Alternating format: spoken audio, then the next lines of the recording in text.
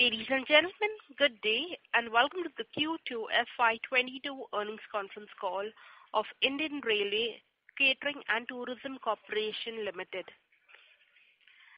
As a reminder, all participant lines will be in the listen-only mode, and there will be no opportunity for you to ask questions after the presentation concludes.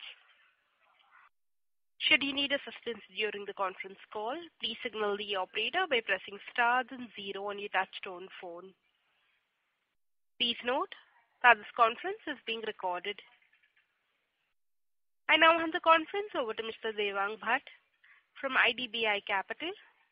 Thank you, and over to you, sir. Thanks, Lizanne. Good evening, everyone. On behalf of IDBI Capital, I welcome you to the Q2 FY22 earnings call of Indian Railways Catering and Tourism Corporation, or IRCTC.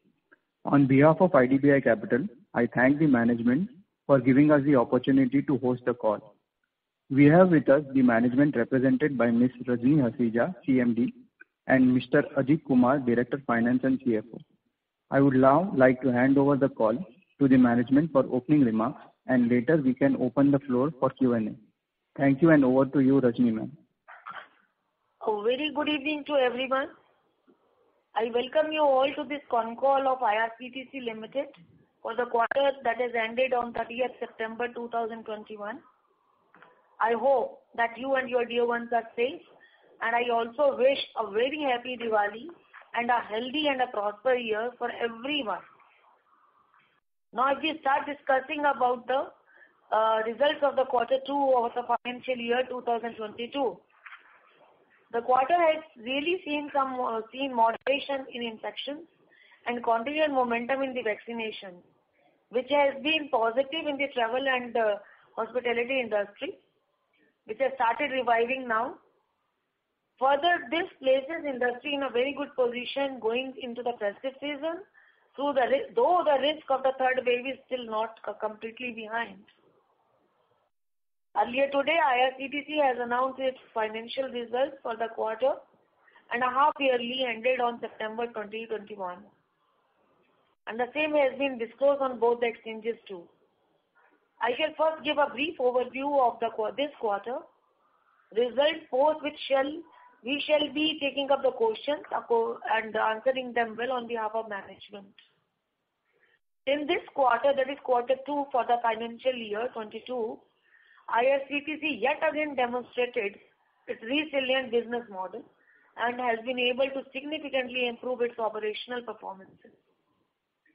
While normalization in the catering and the packaged drinking water and the tourism is still going to take some more time, internet ticketing has not been able to surpass its performance in the pre-COVID period, but in fact, in this quarter, that is quarter 2 of the financial year 22, has been the best ever quarter for this segment. So I congratulate all participants in this. On a consolidated basis, quarter 2 financial year 22 revenue came at around 404.9 crores, seeing a strong growth from quarter 1, where the revenue was only 243.4 crores. So there is a significant improvement quarter to quarter, given that the quarter 2 of the financial year 21 had the impact of pandemic.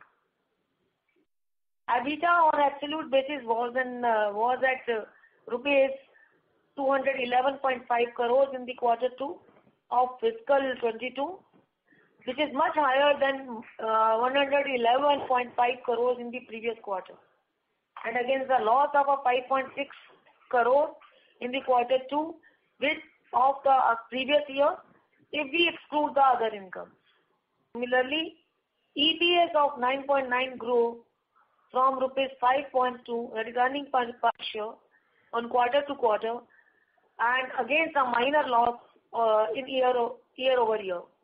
Importantly, both EBITDA and earning per share in this quarter, that is in the quarter 2 of the financial year 22, has been higher than that in the quarter 4 of the financial year, fiscal year 20 level as well. With the resilient performance in this quarter, gradual opening up of the economy and the festive season, vaccination happening, I believe that IRCTC is placed very well to continue to demonstrate improvement in its other operational areas, and the performance is going to be better. I shall now hand over the call to my colleague and our CFO, Shri Ajit Kumar, to brief you on the financial and segmental performance of the company. Thank you very much. Good evening, everybody, and festive greetings to you and your dear ones. I shall first give a brief overview about Q1 FY22 results, post which we shall have the question and answer session. Q2 FY22 revenue saw a sharp improvement both on quarter-on-quarter and year-on-year basis. The revenue of rupees 404 crore grew by 66.4% quarter-on-quarter and by 3.6 times year-on-year, given that Q2 FY21 had the impact of the pandemic. Given that internet ticketing continued to drive the growth, as you know, it has the highest margin amongst the business segments. The EBITDA margin continued to make a new high and crossed the 50% mark and was at 52.2% versus 45.8% quarter-on-quarter, and compared to a minor loss in Q2 FY21 if we exclude the other income. Let us now move to the business segments of the company. The first one, the internet ticketing. This segment continued to be the most resilient business segment. Q2 FY22 revenue internet ticketing was at an all-time high at rupees 265.3 crore, growing by 77% quarter-on-quarter and significantly higher than rupees 58.3 crore in Q2 FY21. The growth was driven by both the growth in ticketing volume and in non-service charge revenue.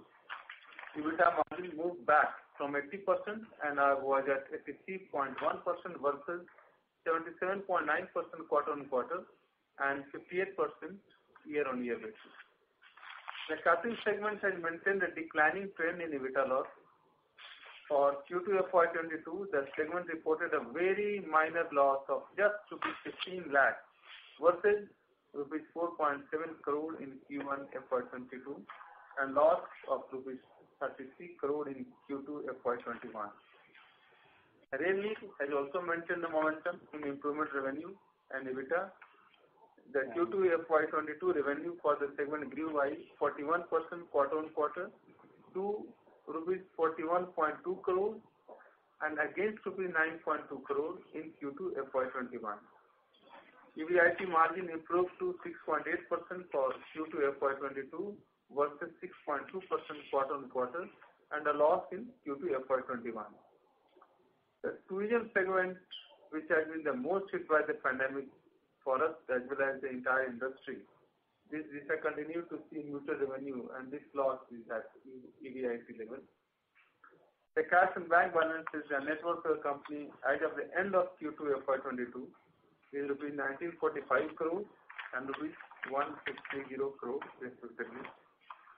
That brings me to the end of this opening remarks. Now we can move to the question and answer session. Thank you. Ladies and gentlemen, we will now begin with the question and answer session. Anyone wishing to ask a question may please press star and 1 on your touchtone telephone. If you wish to remove yourself from the question queue, you may press star and 2. Participants are requested to use handsets while asking a question. Ladies and gentlemen, we will wait for a moment while the question queue assembles.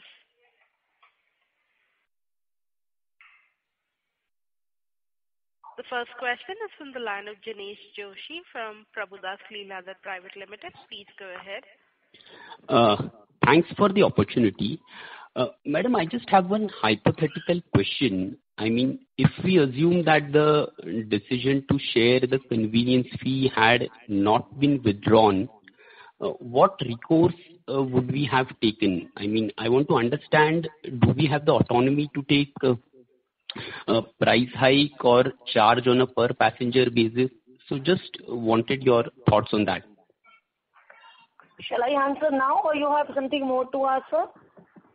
I have a follow-up, but I'll ask that after you answer this question. Let me handle the first one. It is good in the interest of IRCTC that the decision of the sharing of the revenue of convenience fee has been withdrawn. But had that not been withdrawn, what we would have done? As we have been mentioning in various con calls, that IRCTC has been given a liberty to decide its convenience fee, the amount that can be charged. That amount in various conferences, investor meets also, investors have been suggesting that why not charge per passenger. At that time, management has been answering, let's not be that greedy. Secondly, we have also been given some dispensation to the UPI. We are almost 30% transactions we are getting less of the convenience fee. So had the decision not been withdrawn, certainly we would have worked on those lines. And for that we needed to have a full board and many decisions to be taken, which would have taken some time at least. So that forum was open for us, for which we had already started working. The management had already started working on those lines. So that alternative was available with us. But at the same time, you never know how this is going to take a view. Because ultimately this was to be decided by a BOD, Board of Directors. So where various thought of schools are there.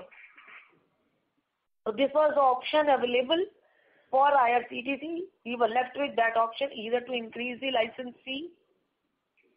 Actually, withdrawing the benefits to UPI we can't dream of, because it is our own indigenous product and we work in Atmanirbhar Bharat. Or we would have intensified the other resources, which we are already doing. That you know that our dependency on the convenience fee resources is gradually improving, and our revenue from the non-convenience fee is also increasing. So our focus is already there on that.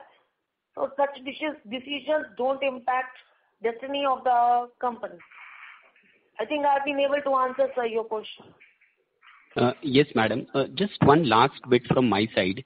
There have been some media reports which state that this mandatory reservation facility in the general compartments, which was implemented during COVID, may not sustain completely and some rollback may happen.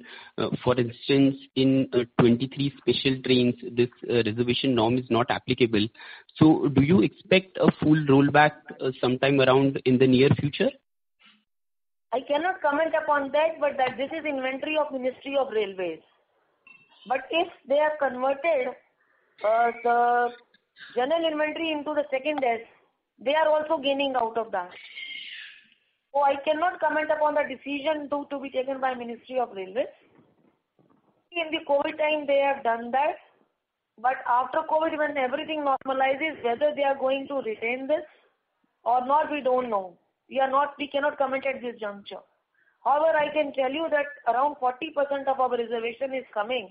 The excess reservation is coming. Normally, we used to book around 8.5 lakh tickets in a day. As of now, our average ticket is around 12.5 lakhs. That is an add-on inventory that we have got because of this booking. So that add-on may not be there in case the ministry would like to withdraw that. But the initial for which we have projected, which was projected in our DFRP document also, that 8.5 lakh tickets are going to be booked.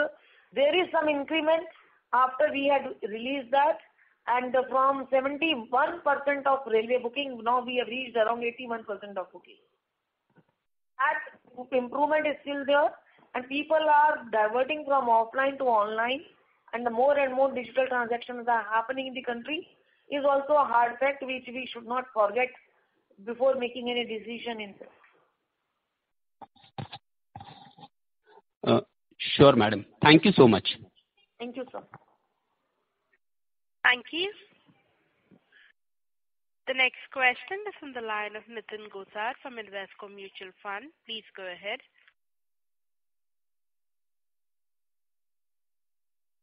Nitin, your line is in the talk mode. Please go ahead. Thank you for the opportunity. The question is also again on the similar lines on which the earlier participant asked. Can you help us understand what was Indian Railway or Government of India thinking while they were evaluating this proposal of 50% sharing of convenience fee? Nitinji, I may not be the right person to answer this question. I take your point, ma'am. Is this deferment of proposal to ask for 50% of convenience fee deferred on permanent basis, or how should we see this as an letter received by us looks read, can be read like that, stands withdrawn. Okay, got it. And on this second class, which has now become part of the reserved category inventory, how should we see this going forward? This will stay, or the normalization will come into picture and will start losing on that 4 lakh inventory that has got created additional? So it is very difficult for me to handle this because this inventory belongs to Ministry of Railways, where the general category has been converted into the reserved category. Since the people are opting for it, it means people have not denied it. And there is a comfort zone also involved in that. Earlier, they were going with the lot of uncertainty. By converting this, the certainty amongst the people has also been created. There are going to be few takers who will like to continue in that. There may be a few takers who would like to have a general inventory. So perhaps at this juncture, this question cannot be answered by IRCTC. This is the excess rain that we could capture. And we could provide the environment and could make some good losses come up by facilitating those customers and providing them the inventory, maintaining the balance, reserve, etc., so that this booking doesn't go waste and we are able to tap in the form of a convenience fee through this. Fair point, ma'am. Just a clarification. So today we have an inventory available of 12.5 lakh per day. We have been able to book 12.5 tickets per day. Okay. The normal inventory in the reserve segment is 8.5 lakh tickets in a day. And average size in one ticket is around 1.7 these days. Earlier it used to be 1.9, but after COVID, it is 1.7. Got it. And for the quarter, what would have been the inventory, ticket booking or PNR booking for the quarter? Yeah, I'll give you the figure. In the quarter 2, the total ticket booked was around 11 crores. 11 crores, 22 lakhs, nearly around 3 point, average will be around 3.7, you can take it as 3.7 crores. And passenger traveled in the ratio of 1.7. Got it. And one last bit on UPI, you mentioned that we are right now not asking for any kind of additional charge. No, I did not say this. I said sorry, my reading was bad. For UPI, instead of 15 rupees, we charge rupees 10 in sleeper class. And in AC segment, instead of 30 rupees, we charge 20 rupees in the case of AC class. So that is to promote Atmanirbhar Bharat and promote digital payments in India. Got it. Because we are a big gainer of the digitization. Perfect, ma'am. I think that's it from my side. Thank you.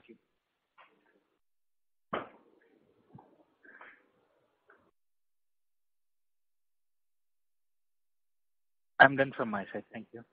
Thank you. Operator is disconnected. Can we have from the next question, please? Can we have next question, please? I think disconnect हो गया. अर्पित को phone. Thank you. She is back. The next question is from the line of Rahul Jain from Dolat Capital. Please go ahead. Yeah, thanks for the opportunity. I have a question that we have seen this massive swing in our stock prices, which I would blame to the investor community. But part of the issue on account of the input coming from Railway, Government of India on various elements such as, convenience fee sharing and maybe merger with Quiz and Railtail, those kind of events. While I can understand, your limitation, but what I essentially want to convey or request is that there has to be a faster and frequent communication or clarification to avoid scope for such speculation, because essentially the business has a lot of dependency on railway, and what can kind of give us comfort that if such event happen, how we would be able to safeguard interest of the minority shareholders. So the confidence which I can give, IRCTC can provide through its operating performances. But since most of our business are railway dependent, so railway as a policy maker decides something, and IRCTC as a follower, as a extended arm of railways, implement that. Normally we discuss with each other, and rather this discussion is happening very frequently on daily basis on all the subjects. So these are not that issues are not discussed amongst each other, but there have been few gaps in the past. But I cannot really say ऐसा नहीं होता that people don't discuss and such kind of decisions are taken. Your discussion point has been noted, and we will also try to communicate to our ministry that investor is worried about that, and investor would like to have more confidence. If this kind of a dialogue happens again and again, we'll certainly communicate to Ministry of Railways, which we have done also. Right. And what happens to some of the segment where, we are getting immensely benefited because of part of the railway ecosystem, but there is no revenue arrangement. I can understand in the ticketing, they have showed their interest, but of course it has been withdrawn. And in catering business, we are already doing it. In tourism, we pay whatever haulage charge and everything which is required. But in rail near business, again, there is no sharing as such. So what happens in case something of that sort is considered in that kind of a business at a later point of the time? And also, as you rightly said, what could you might have done in such an event in terms of pricing increase or UPI discount abolishing. But does that also somewhere imply that if we do a pricing hike in future, it may happen that it may come along with sharing with the railway, so eventually the benefit to the minority would not be any different? One is securing the interest of minority. Second is handling the expenses of IRCTC. The representation which IRCTC made to Ministry of Railways was on the basis of, one is of course was the investor's interest, and secondly the expenditure that IRCTC would like to do in upgradation of the site, because there are many things which we require to maintain this website, and the infrastructure requirement is huge. So if Railway has given us this work, so Railway has also saved. If 80% inventory is being booked through IRCTC for booking one ticket, Railway might be spending, this was a very old calculation I have, more than 60 rupees Railway was spending for booking one ticket. If the same work has been given to IRCTC, so you can calculate the amount of a saving which Railway has done. It is the digitization that has really helped, and the infrastructure placed by IRCTC and the experience of IRCTC in the last 20 years that has helped in maintaining this infrastructure in a very conservative manner. So, if suppose we increase the price and there can be a sharing with the railways, so I don't think so this can be discussed at this juncture. There has to be a lot of deliberations on this subsequently with the ministry, and we would like that to discuss in any case we would be requiring funds for maintaining our infrastructure, and we would also be requiring a lot of float to handle such huge booking. And some other arrangement for upgrading the site and making the DR site, etc., handling all the risks involved in the business. There are risks, because as we know that in There are no transaction charges in the case of a debit card, in the case of a payment which are less than 2,000 rupees. So all where we were earlier earning in the non-convenience fee resources, they are not there. So these things are happening, the industry is changing. Till the industry is changing, the flow of revenue that is coming to IRCTC is helping in the handholding in the other segments. There was a time when this money was taken away in 2016-17 at the time of a demonetization. At that time, catering helped. And when during COVID, catering and railway was not there, so internet ticketing helped. That is what the resilient business model IRCTC has.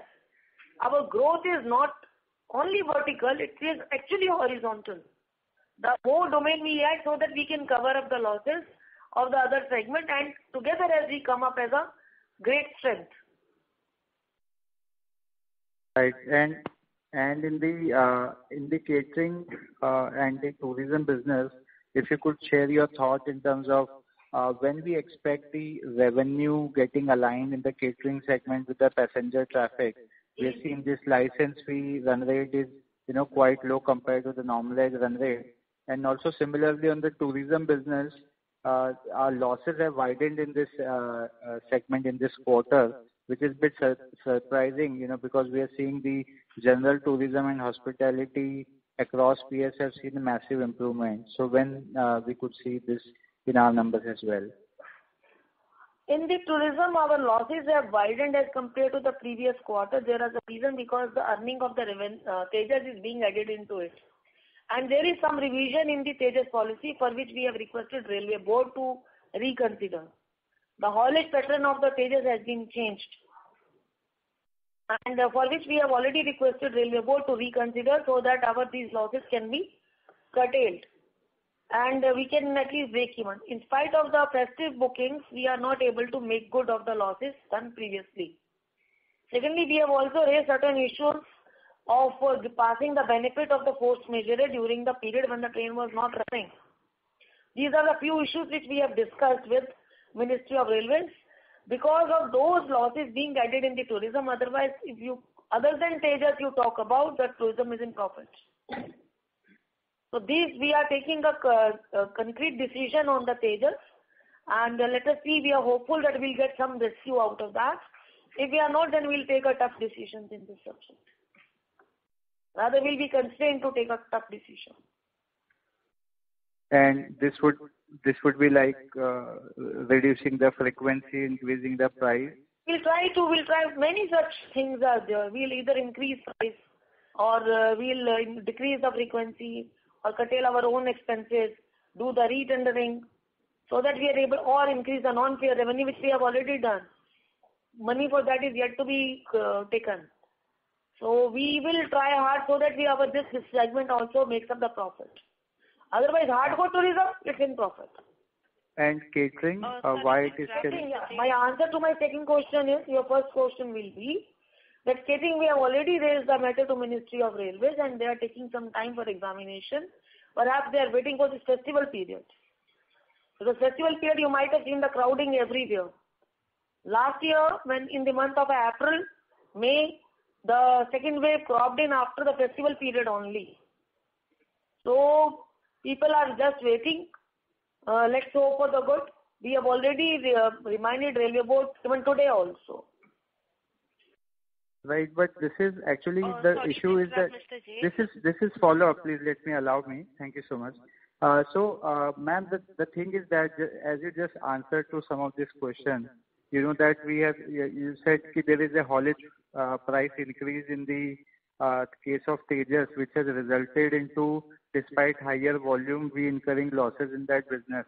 Again, the single point impact is the change in policy by the railway. Similarly, in catering also, we are not able to cope it up with the relevant traffic-based revenue because the RT is being imposed by the railway. So I am not saying that they are trying to do something which is not in best interest of the shareholder. But of course, the decision making for us actually lies well beyond the conventional thought process of the board sitting at the IRCTC, or they have their own limitations to that. So that is the big question out here, that we are doing fabulously well as an organization, but how we will be able to deal with such risk, because we are not able to address the issue which we actually have just because it is the call's been shot at some other place. Let's go to the root cause of it. Why ministry had to withdraw the catering? Ministry had to take a tough call because there was a COVID and there were many contact points, and Railway never wanted to be party in spread of COVID. This was a tough decision. No organization, if we are losing, then Railway is equally losing, because the distribution of the revenue is also there. 45% of our share goes to Ministry of Railways in this. So if they are also losers, they have forgone their 700 crores in that.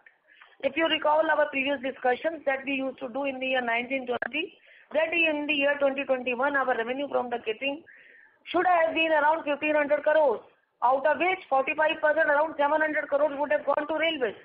The Railway also has forgone their revenue in the interest of a nation to save our life. The tough decisions at times are taken to take care of to get the better deals. And life saving, nothing can be better than saving a life. Thank you.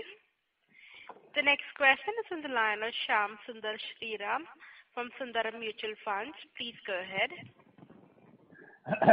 Hi, ma'am. Good afternoon. Thanks for taking my question. Ma'am, my first question is, what is the basis for this revenue sharing with Indian Railways? Is there any underlying economic logic to share? That is the first part of the question. Secondly, now IRCTC also works with many OTA agents as well, where the agent charges an additional convenience fee, and there is a revenue share with IRCTC as well. Is this also decided by Indian Railways, or is this decided by the IRCTC board per se? So tomorrow, if Indian Railways decides to change that also, is that something that is possible if Railways decides to change your terms of agreement with your OTA agents per se? So those are the two questions. Well, I would like to answer your second question first as compared to the first.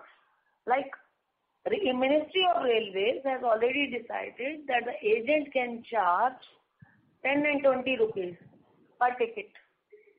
That is already decided. And in that, if the OTA is there, if he cannot charge, his fee cannot be more than that. But however, the IRCTC takes an additional money from him in the form of rupees 12. That is the decision of a OTA. The agreement to appoint OTA is done between IRCTC and OTA. So ministry does not have any access to that. However, but the ministry decides the agent charges, how much they have. एक पहले charge किया है, उसने जो पहले किया हुआ decide, that is continuing for all B2B and all B2C. Any kind of a agent can charge only this much. 20-40 rupees है, 20-40 they can charge. So वो उन्होंने किया है, that is being done by them. And over and above what OTA policy has, what is B2B, what is B2C, how the rail RTAs will be there and how the GSA will be appointed, is all internal decision of IRCTC management. Okay, understood. And you said what has been the logic behind that? Well, I have already answered that. My answer remains the same. That ministry has decided that, ministry has withdrawn, IRCTC is not in position to comment. Okay. No, ma'am, I was just trying to understand, is there any economic logic in terms of, because we use by Indian Railways back-end reservation, so is there any sort of economic or a logic for IRCTC? Understanding that ministry has saved a lot of money by doing the online reservation. If the work is being not looked after by them, IRCTC is also incurring a lot of expenditure in maintaining the infrastructure. And we need to upgrade that, and this is that we have already been telling to our investors all the time that it is a continuous process. We have already awarded many contracts for upgrading our infrastructure. Understood, ma'am. Ma'am, can I ask one more question? You said the IRCTC has the wherewithal or the freedom to raise the convenience fee. Now, what factors that you will consider that will go into whether you have to raise the convenience fee, as in, is it a simple like an services inflation per se, or what will you consider? Yes, sir. Please complete your question. Yes, sir. Yes, ma'am. That is my question. See, there are many factors. When we will increase our license fee, first our expenditure becomes so much that we are not able to handle our expenditure under service. The revenue that we receive from the convenience fee is lesser than that. As of now, we are able to handle, so we don't want to put any burden on the customer. At the same time, we have to look the overall interest of the country, that is in the form of promoting the Atmanirbhar Bharat concept and creating our own gateway, etc. So as long as we are able to handle it well and add to good amount of revenue to our company, getting good profits, I don't think so there is any need for the management to increase the convenience fee. If there is some shortage, then management will take a call. Understood.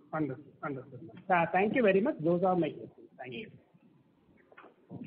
Thank you.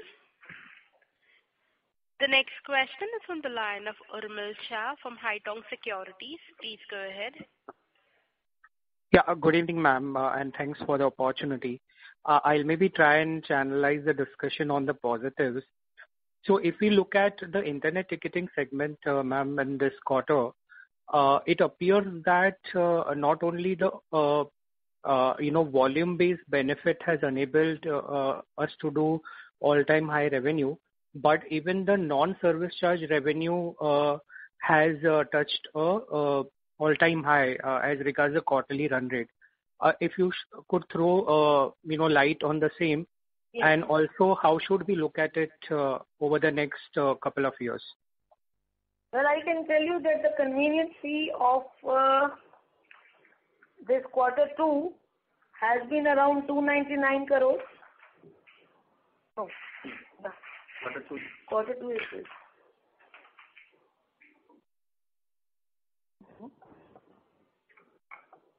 Just wait a minute.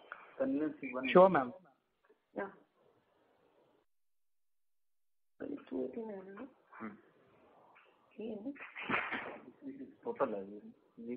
Okay.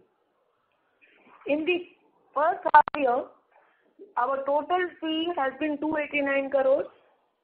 That is in the first half, out of which 104 in the first quarter and 185 in this quarter. Non-convenience fee, earlier we had 46, now we have 80.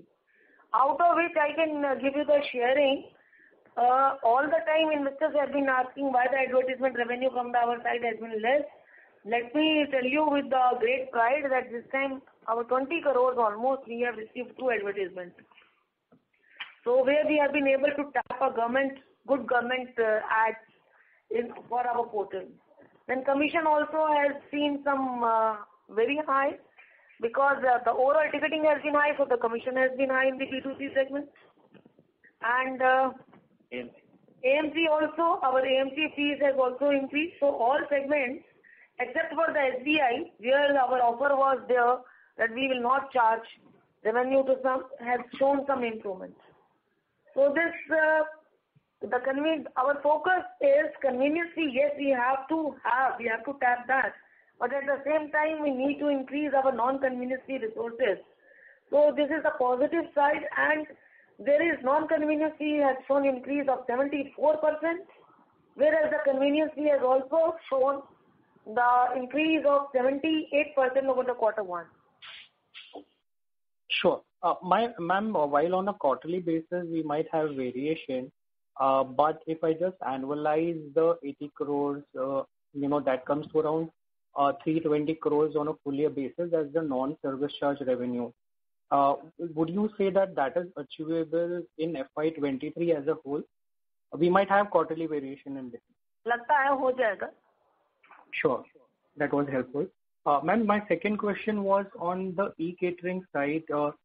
If you could let us know what is the kind of volume being done, as well as as regards getting the aggregators, not the top 2 ones, but the smaller ones, to get the food options on board.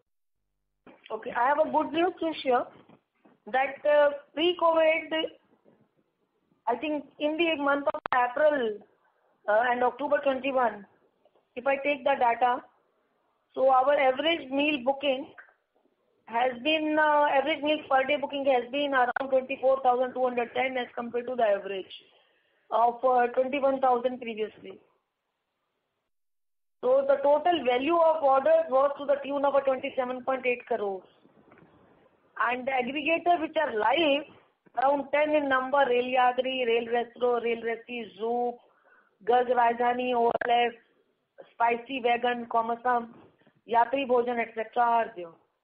Then we have around 1,000 odd active service provider vendors who are associated with us. And we are also in process of mobilizing our own food plaza and FFU people to be mandatory food providers for our trains, so that the facility is available in more and more trains. And when last time when we were doing this earning con call, we had mentioned that we are going to put in our B2C agents in the e-catering. At that time only 2 were active, now 20 of such are active.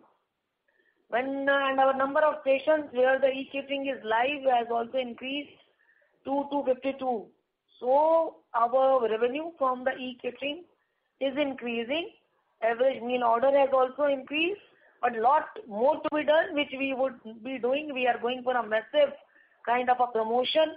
We are also in the process of tying up with the new aggregator and new vendors also. So you'll see further improvements as the year passes. Ma'am, just a follow-up on that. As regards the 20 B2C agents, how many of them would be on the supply side? Or on the ordering side, we have never had any problem. But as regards providing the food options, how many of these B2C agents would be on the supply side? These B2 agents are not in the supply side, but we are going to have one B2C agent soon, whom I will not name. Sure. Because our approval is yet in the process in a day, maybe in the next earning con call or investors meet. By the time the approval will be there, I would be sharing his or her name. There are operators in the B2C segment who have a ticketing agents, but they would be in the supply also. Rail Yatri is one. Rail Yatri is my catering agent also and the ticketing agent also. Right. Yeah. And this Komasam is my supply agent, but he is very less of a e-ticketing also he does. Similarly, we are going to have 2-3 more who have become our ticketing agent also, and will also be in the supply chain for the e-catering. So they are in process of tying up with the other hotel chains who can become. Ultimately, they book orders for those hotels and the supply chain for which we have already linked up and done one-to-one contracts. So they are gainer of our linking with them. Ultimately, IRCTC is gainer. Whether they earn or we earn, the earning to the IRCTC remains the same. Sure, ma'am. Thank you so much and all the best. Thank you. Thank you. The next question is from the line of Revant Shah from SBI Life Insurance. Please go ahead. Yeah. Madam, you mentioned that we are in constant discussion with Ministry of Railways for policy-related matters. So whether on this convenience fee circular which was issued by them, were we in discussion with them to understand the impact on our company, or were we left blindsided by them? Well, I am not in position. I will reiterate my answer. Sir, I am not in position to answer this question. I have already answered. And the good part of it is that the charges have been reversed, withdrawn. So let's accept the fact. Okay. Secondly, could you tell us on the developments of merger with RailTel and CRIS? Such things are decided by our body, DPAM. We have not received any official communication in this regard. Okay. And couple of more things. Could you provide any update on the privatization of trains for which we have bidded we have won couple of tenders, and any update or progress on that? And also on our payment gateway application which was pending with RBI, could you give any update on that? Our payment gateway application, for that we have recommended changes in our MOA that has gone to ministry. We have discussed today also. and it has gone to the top authority. Once the ministry approves, then we would be sending to the rest of the approving bodies, so that it becomes part of our memorandum of association as a main, in the main object clause. After that, we would be applying to RBI for getting the license for the same, so that the payment aggregator services can be used. However, as far as the payment gateway is concerned, we can always use it. Okay. And first thing, and I forgot your first question. Can you please repeat, sir? Yeah. We have won couple of tenders for this privatization of trade. Any update on that? Yeah. We have not received any communication so far. Perhaps we will get it by tomorrow or day after. Let's hear from them what ministry takes the decision. Okay. Thank you. That's it from my side. Thank you. Thank you. We'll move on to the next question. That is from the line of Bharat Parekh from CLSA. Please go ahead. Hello, can you hear me? Yeah, I can, sir. Yeah, good evening, ma'am. This is Bharat Parekh. I head the infrastructure research for Hong Kong headquartered investment bank called CLSA in India. I must congratulate you for the initiatives the management has taken to reach out to the market and improve the communication. So I think it's a great thing, and I must appreciate that. Also, I just wanted to ask you, ma'am, from an investor relations perspective, how do we reach out to the company? Because we have been writing multiple emails at investors and also other email IDs which is available on your website. But unfortunately, we are not able to reach, and also nobody picks up the landline. So if you can guide us, how do we reach out to you to understand your company a bit better? We have a defined investment relationship officer, Mr. Anil Sharma. So far, he has been using his personal email ID. I have noted your points. Very soon, we will be communicating and putting it on our website. That zero web kind of ID, which is universally accepted, which can be there permanently on the website, will be created, and the phone number of the person will also be mentioned in the site. So your points have been noted, sir. A good suggestion. Thank you very much for that. So right now we are emailing at asharma2490@irctc.com. Is that the one, ma'am? Yes, sir.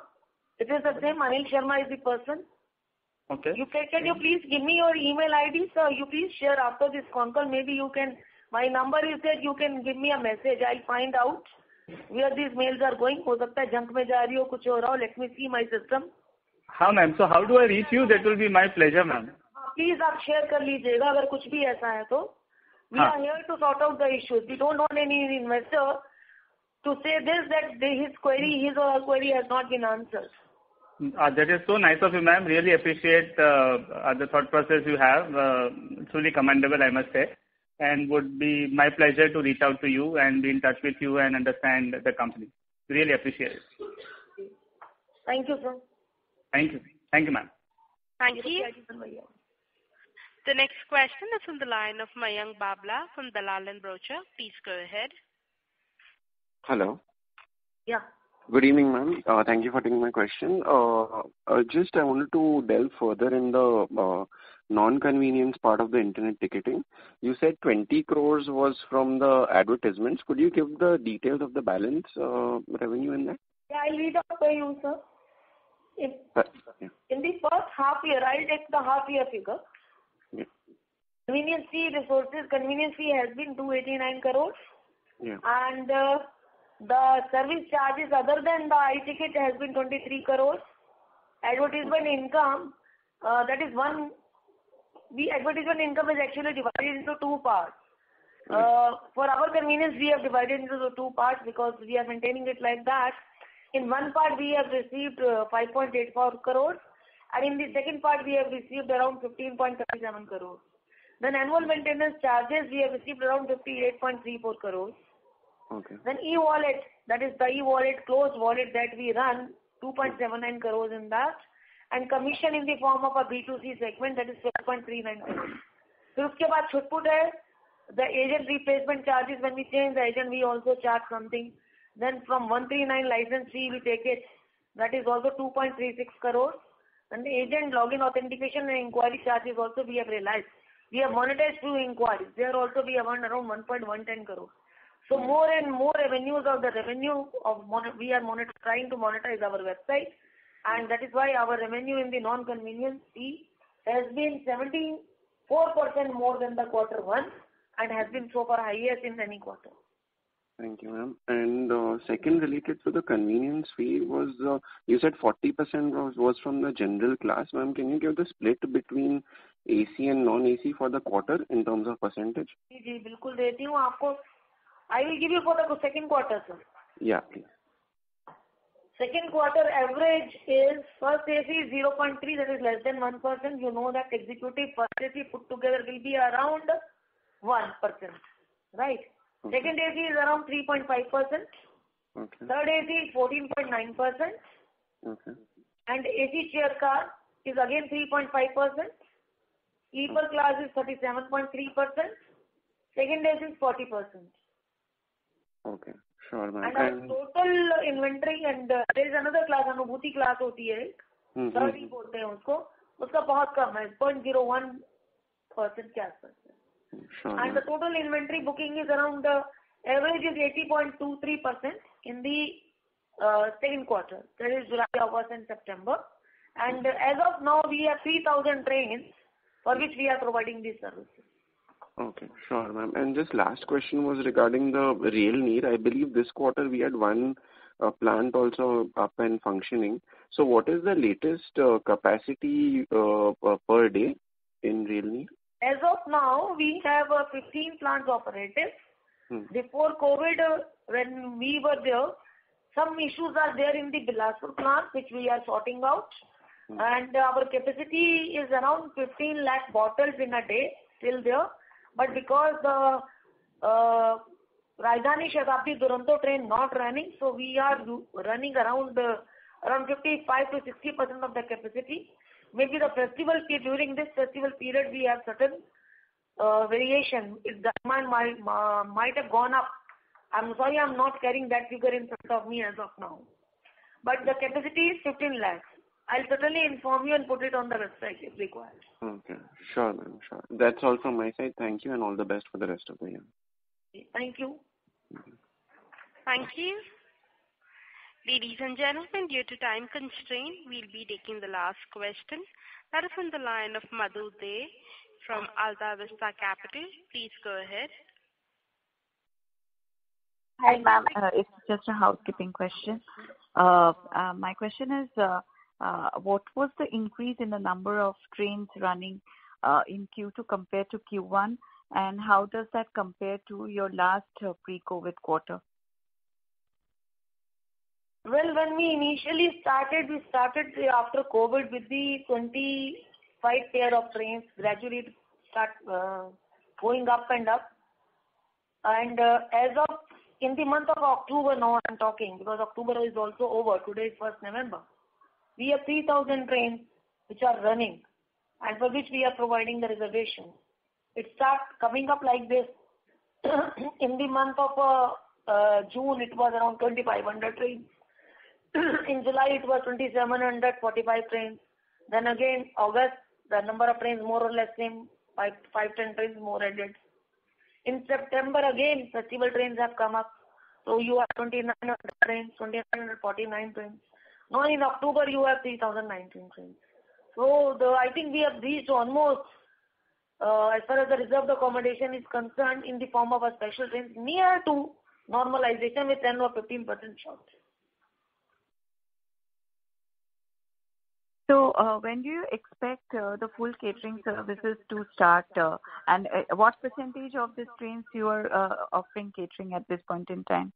The train where you provide these services and where catering services and where you provide the reserved accommodation cannot be actually compared. Because for every train you have to provide the reservation and you can provide the catering in the train where you have pantry cars and where the trains which are running during the day. If the trains are running during the night, there is no need of a catering. So I can tell you the trains which are running with the WCB, pantry cars we call them, the number is 346. and train where we have a train time pending is 288. So the total number of our trains is 634 against the 500 odd trains. I think last quarter when we had discussion, we were running around 550 such trains. Now it's 634. And most of the trains are having contract. So we have been able to place for all of them. Even the short-term contracts are also running. We have been given all trains on the contract. Except 4 trains which we run the departmentally because there's one litigation going on and we have to handle that. Okay, ma'am. Thank you very much and all the best. Thank you. Ladies and gentlemen, that is the last question. I now hand the conference over to Mrs. Rajni Hasija, CMD of IRCTC, for her closing comments. It has always been pleasure interacting with investors and good to know how industry thinks about us. There have been certain ups and downs in the past, and life says, move on.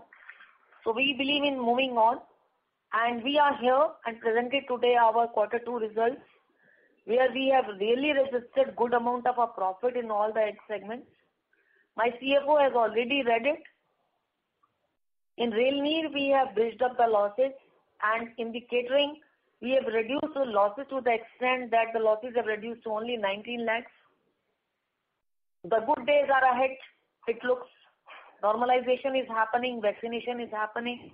The impact of our COVID is gradually going away. We need to be little cautious during the festival season. So I hereby close saying that in the tourism sector also, in the hardcore tourism, we are really doing fantastic.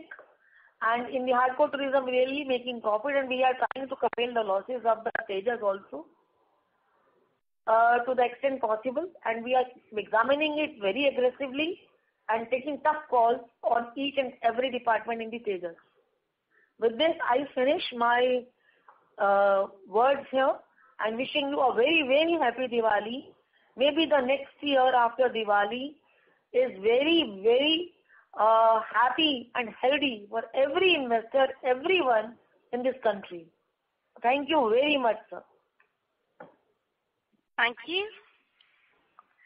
Ladies and gentlemen, on behalf of IDBI Capital, that concludes this conference call.